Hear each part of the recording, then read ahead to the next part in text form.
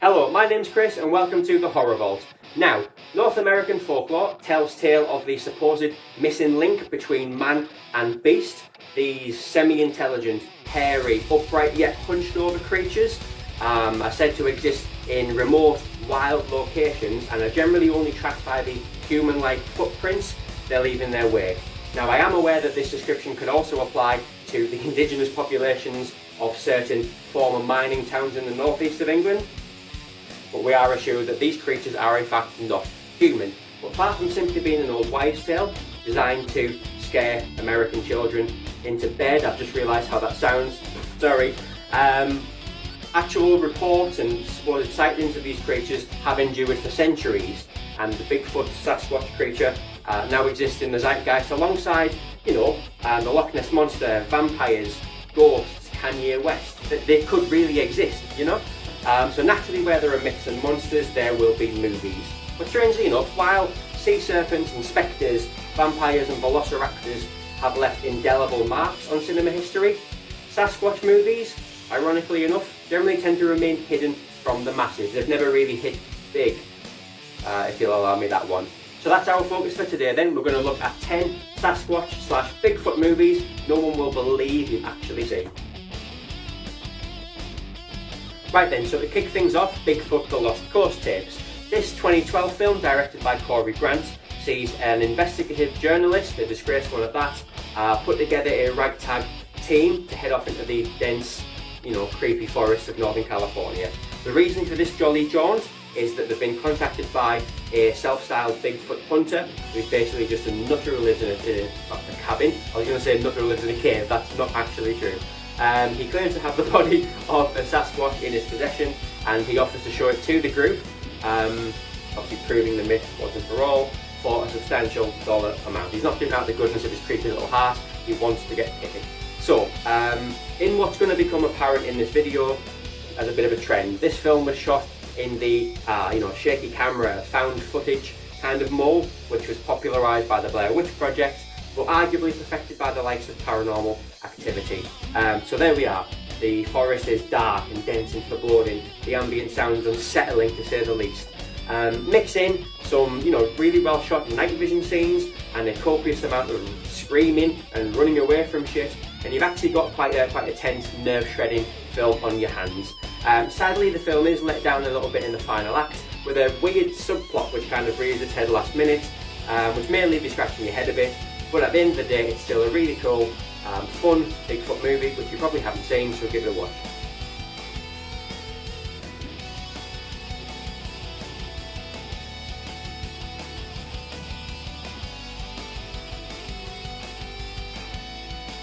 Right, so we're all in agreement then, we're just going to gloss over any potential Michael Jackson jokes.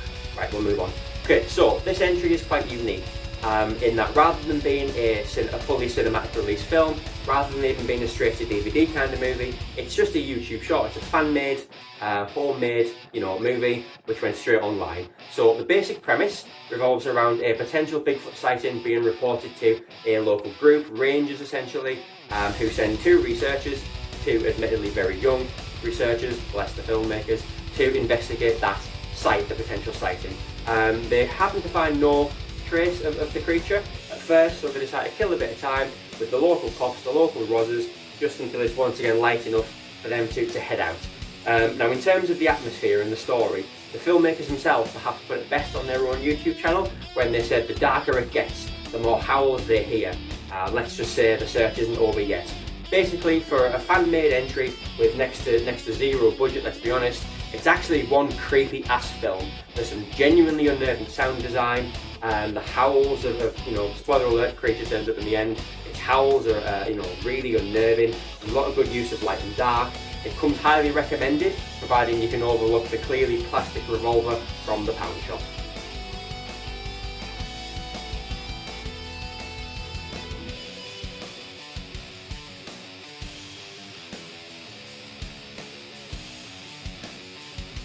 Right, so next up comes Exists. From Blair Witch's own Eduardo Sanchez, the guy who practically invented the shaky camera, horror movie, comes a shaky camera horror movie. So when a group of 5 friends head off for a long weekend to to a cabin in the woods, sorry. Their minds are filled with thoughts of fun and frolics and frivolity and you know what? You can do that last one for yourselves. Arriving at said cabin, however, our horny horde discover it to be basically a rundown, decrepit shit all over the place, and things rapidly go downhill from there. Find themselves at the mercy of a genuine, honest-to-God, no bullshit, actual Bigfoot. Sanchez's trademark running and screaming and dying and crying all come into play as the group is stalked by the furry foe. Now, jump scares abound, tension and stress are created, to great effect here. The cast do an admirable, if not exactly stellar job of portraying these emotions and portraying these, horny yet horrified characters. Now, not a classic by any means, certainly not the Blair Witch Project, but Exist is still a really good film, one that you should definitely check out.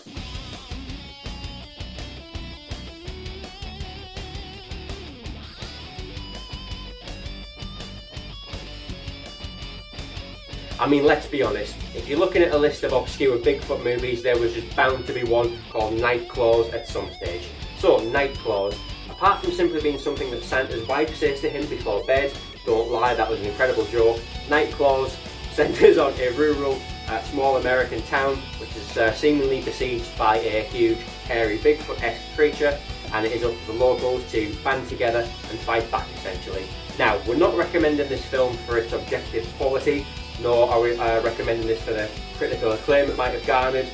Quite the opposite. This film is absolutely awful. A bit like Hammerhead Shark Frenzy, it's one of those films that is just so bad, it's actually quite good. The acting, I'll be honest, it wouldn't be out of place in a high school, production of whatever high schools produce these days. I'm 38, I don't know. The sound design too, the sounds, they must have been designed on a BlackBerry, let's be honest, it's terrible. Gunshots sound just like a rubber band snapping. The creature, there's a guy behind stage just going rah! Even that was more believable, for fuck's sake. But where it really shines though, is the creature design. The suit, let's be honest, it was bought in a joke shop. It's just terrible. It's about as believable as Harvey Keitel signing for Liverpool next season. Just awful, horrible, but definitely go and watch it.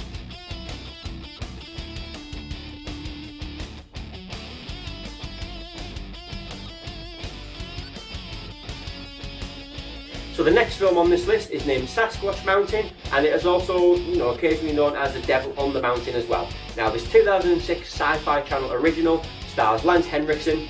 You'll notice I resisted the temptation of just calling Bishop from Aliens, well done me, as a lonely, kind of loser truck driver who finds himself inexplicably tangled in a web between a group of bank robbers, their gorgeous hostage, the local 5-0, and of course a huge, lumbering, hairy-ass Bigfoot-type monster.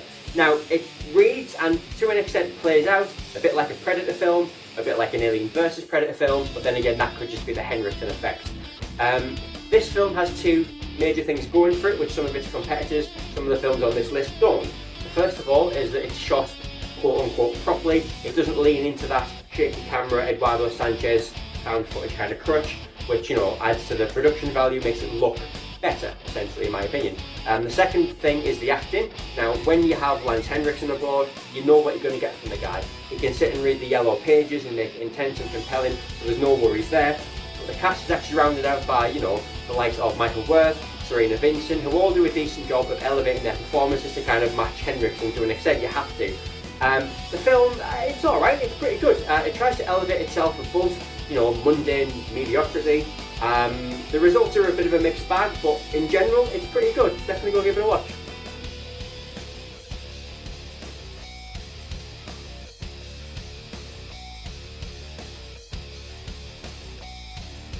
Right then, so next up we have The Woodsman, A Slender Valley Story. Nothing to do with Slender Man. This is just a 20-minute film, it's a short story essentially. It doesn't waste any time, it doesn't have the time to waste in setting up backstory or giving us useless exposition, it just cracks straight on. So, when a group of people go missing, an expedition is arranged by the lovable, if a little stupid Ranger Sherman and his always frowning, therefore instantly suspicious subordinate Ranger Lewis, and a group of local volunteers. Now, among this group is a young couple who don't really have any great interest in finding the missing, they just want to snag for themselves free drinks for life. They stumble upon a camp, a blood-soaked camp, which it turns out is owned by a typical redneck hat, redneck rifle nut job, or they think he's a nut job, This guy takes them hostage and tries to convince them that there definitely is a monster. They don't believe him. They're wrong, there really is a monster. The suit isn't great, it does look a bit like Chewbacca, to be fair, but what keeps this film from merely being another, student film, it's only 20 minutes, is a nice little plot twist at the end, a cool little plot device that they use. That, coupled with some decent acting throughout, I mean, you can kind of see why this film has gained a cult following, you really can.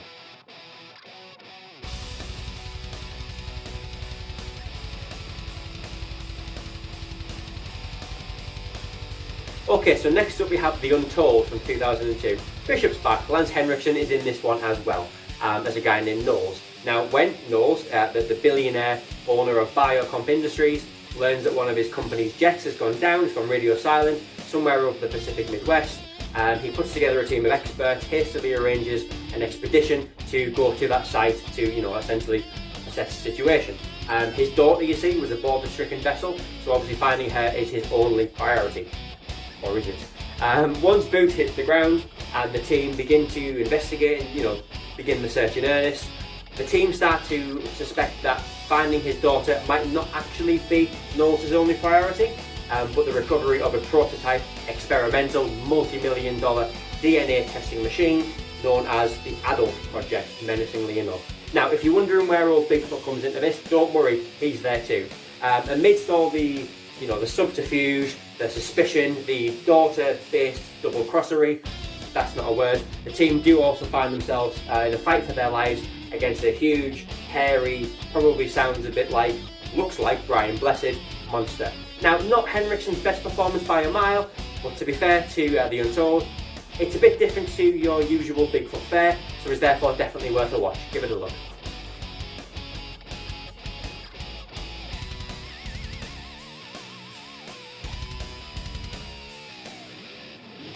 Okay, folks, so this film features the line, "You're going to need a bigger banana," and a mobile phone app which looks exactly like the motion tracker from Aliens. I mean, I don't know what else you want, really.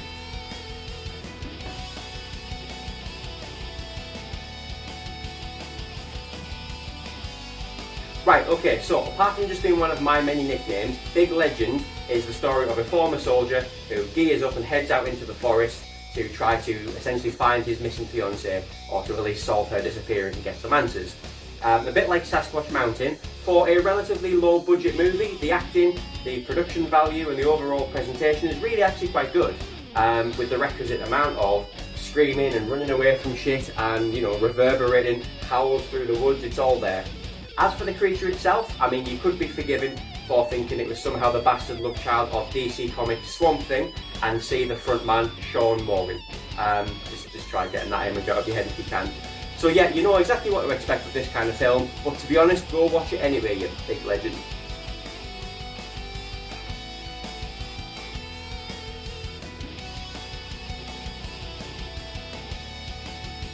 Right then, so here we are, number one. So, 2018's Primal Rage is the story of a newly reunited young couple, the guy having just been released from 2 years in prison, who want to go away and spend some quality time together, basically. Now, stopping by the side of the road for a bit of rumpy bumpy in a Humvee, it's actually a Jeep, but that's a really cool rhyme. The couple soon discover they've accidentally stumbled into a waking nightmare. They hit a random guy crossing the road, hit him with a car, get out to investigate and realise that aside from, impact injuries, strips of flesh have actually been torn from his torso as well. Now, obviously a car accident wouldn't do that, so they're instantly on alert, something is clearly up. A random rock then suddenly hits the guy on the head, tumbles down the cliff into the river, and pulled along by the current. So his missus naturally jumps in after him, and it's here, once they've both been pulled away into the wild, that we actually encounter the villain of the piece. We encounter Primal Rage's creature, the Bigfoot, the Sasquatch. Unlike some in this list, Primal Rage's creature is actually something to legitimately fear. It's really quite good, as opposed to others on this list where you simply snort in wholly unflustered derision at how bad it actually is. Obviously, I don't want to put my big foot in it, but Primal Rage is one of the first films, if not the most on this list, that actually feels like a proper, quote unquote, proper movie. It's really quite good, and it's definitely worth the time. Hence its place is number one on the list. Go check it out.